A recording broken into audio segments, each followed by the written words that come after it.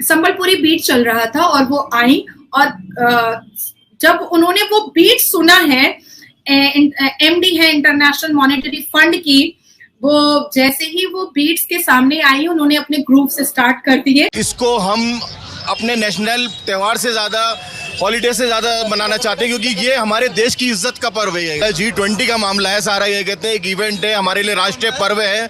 हमारे यहाँ जो त्यौहार होते हैं वो 2 त्यौहार होते हैं, ईद और बकरीद।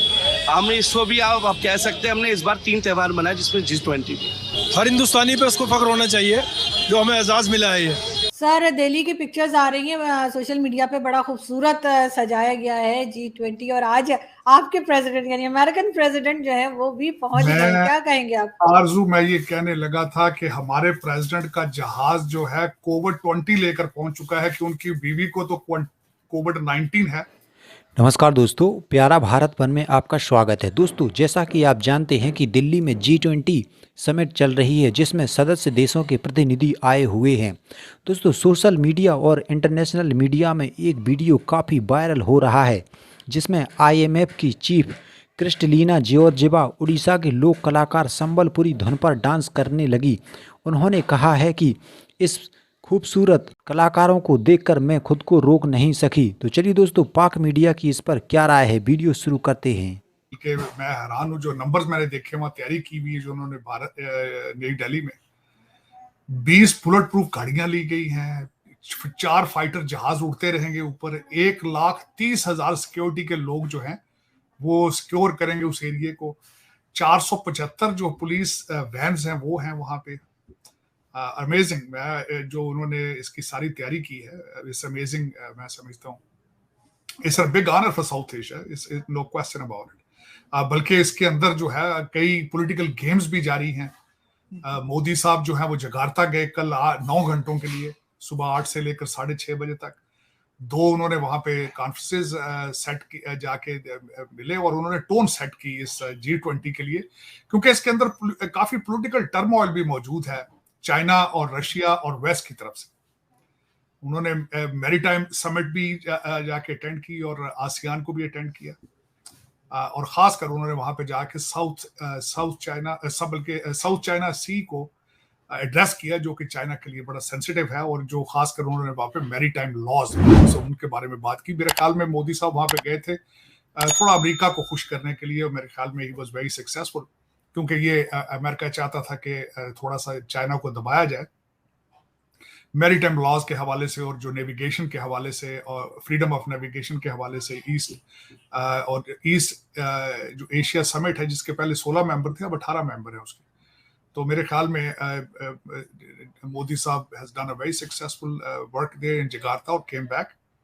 अब देखें आने वाले दिनों में क्या होता है। जो टोन बड़ी अच्छी सेट उन्होंने की है, इसका जो खासकर मोदी जी ने जो वहां पे स्पीचेस दी हैं, उन्होंने उसमें कहा कि 21st century is the Asia century, और हम आफ्टर कोविड जो है इसके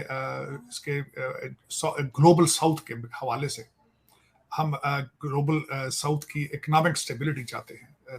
संबलपुरी बीट चल रहा था और वो आई और जब उन्होंने वो बीट सुना है, एमडी है इंटरनेशनल मॉनेटरी फंड की, वो जैसे ही वो बीट्स के सामने आई उन्होंने अपने ग्रुप से स्टार्ट कर दिए और फिर उन्होंने ऐसे किया और फिर वो आगे बढ़ी।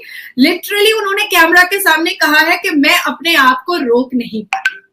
ऋषि सोनक जी जब ग्रैंड एंट्री लेते हैं अपनी अर्धांगिनी के साथ, तो नमस्कार जय सिया राम बोलते हुए वो अपने एयरलाइंस की, अपने फ्लाइट की सीढ़ियों से उतरते हैं और अपने शीश को झुका करके वो सबको जय सिया राम बोलते हैं, नमस्कार करते हैं। थोड़े से भावुक होते हुए एयरपोर्ट पे ऋषि सोनक जी दिखाई दिए हैं। पढ़े लिखे लोगों को बुलाया जाता है, शेरों के बीच में शेर ही बैठते हैं, शेरों के बीच में कुत्ते कभी नहीं आते हैं, भौंकने लगेंगे ना। तो पढ़े लिखे लोगों के बीच में पढ़े लिखों को बुलाया गया है। जो लोग रोज नाराबाजी लगा रहे हैं कि अरे हिंदुस्तान के मुसलमान डिप्राइव हैं, तो ये जो सऊदी अरबिया के क्राउन प्रिंस आकर के नमस्ते कर रहे हैं फ्लाइट से उतर करके, तो इनके बारे में क्या बात की जाएगी? आपके पाकिस्तान के सरकार ने खुर्शीद साहब को कई बार बुलाया, वो तो नहीं गए आपके इस्लामिक देश में। आपके इस्लामिक देश में तो वो जाना नहीं सही, पर हमारे हिंदुस्तान में तो आ गए ना, हमारे हिंदुस्तान में तो आ गए। कि चाइना की ना मतलब ऐसी की तैसी हो चुकी है। 25 साल के बाद उसके इकोनॉमिकल ग्राफ, उसका ग्रोथ, उसका जीडीपी सब कुछ नीचे जमीन पर कूड़े करकट की तरह गिर चुका है, अपने आप में मर रहा है, अपने आप में वो सफोकेट हो रहा है।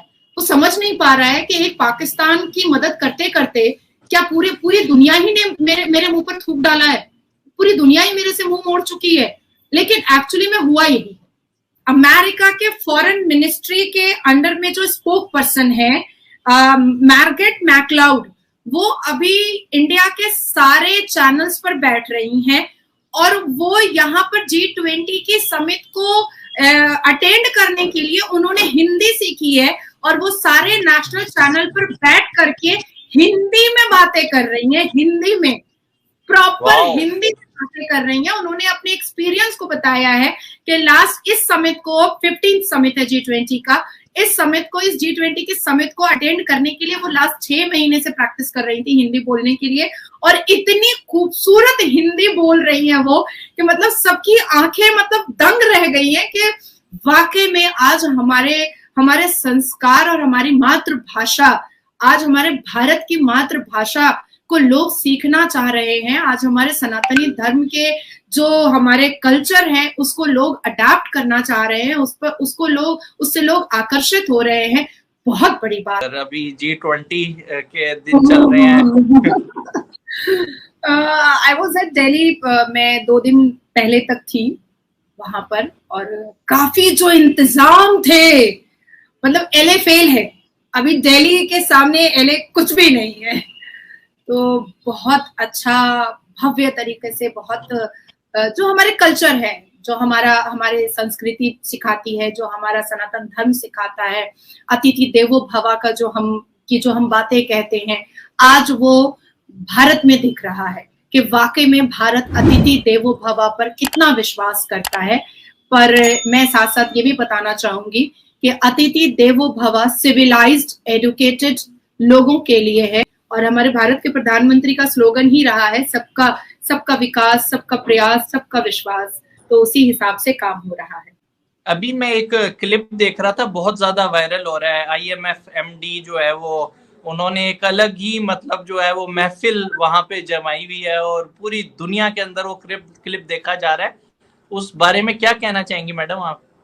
ओह माय गॉड, आपको पता है जब भी हम इंडिया से या कहीं से भी जब हम दूसरी कंट्री जाते हैं तो जेट लैग का एक प्रॉब्लम होता है और थोड़ी सी थकावट होती है। पर आप देखो भारत के कल्चरल परफॉर्मेंस में कितनी ताकत है।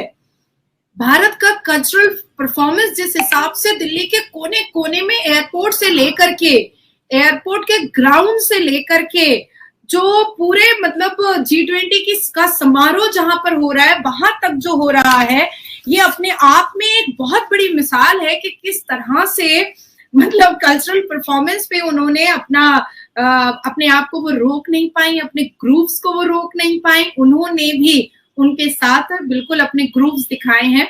संबलपुरी बीट्स था रजा।